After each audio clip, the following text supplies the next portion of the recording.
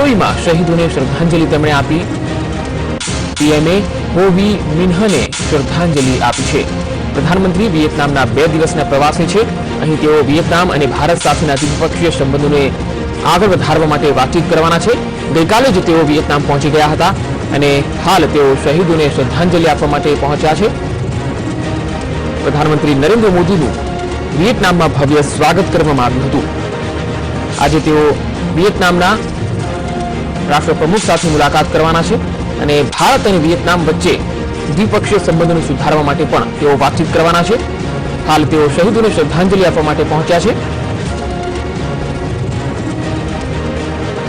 પ્રધાનમંત્રી 2 દિવસીય વિયેતનામના પ્રવાસે છે। ગઈકાલે સાંજે જ તેઓ વિયેતનામ પહોંચ્યા હતા, જ્યાં તેમનું ભવ્ય સ્વાગત કરાયું હતું અને આજે હાલ તેઓ શહીદોને શ્રદ્ધાંજલિ આપી રહ્યા છે। હનોઈમાં શહીદોને શ્રદ્ધાંજલિ આપી રહ્યા છે પ્રધાનમંત્રી નરેન્દ્ર મોદી। વિયેતનામના હનોઈમાં પહોંચ્યા છે, ત્યાં શહીદોને શ્રદ્ધાંજલિ આપવાના એક કાર્યક્રમમાં તેમણે પણ વિયેતનામમાં જે શહીદો હતા, શહીદ જવાનો હતા, તેમને શ્રદ્ધાંજલિ આપી।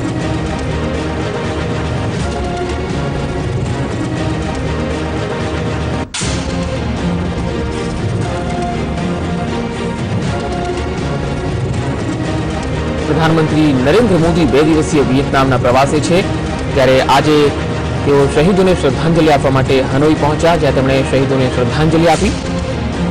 હવે તેઓ વિયેતનામના ટોચની નેતાગીરી સાથે મુલાકાત કરશે અને ભારત અને વિયેતનામ વચ્ચેના દ્વિપક્ષીય સંબંધોને વધારવા માટે ચર્ચા કરશે।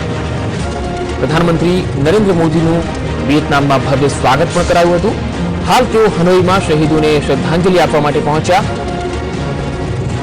અને હવે પછીનો તેમનો જે કાર્યક્રમ છે તે વિયેતનામના નેતાઓ સાથે દ્વિપક્ષીય મંત્રણાનો છે। સાથે સાથે ભારત અને વિયેતનામ વચ્ચે જે વ્યાપાર છે, વ્યાપારિક સંબંધો છે, એ વધુ ઘનિષ્ઠ બનાવવા માટે પણ ચર્ચા હાથ ધરવામાં આવશે। હાલ તેઓ હનોઈમાં શહીદોને શ્રદ્ધાંજલિ આપવા માટે પહોંચ્યા।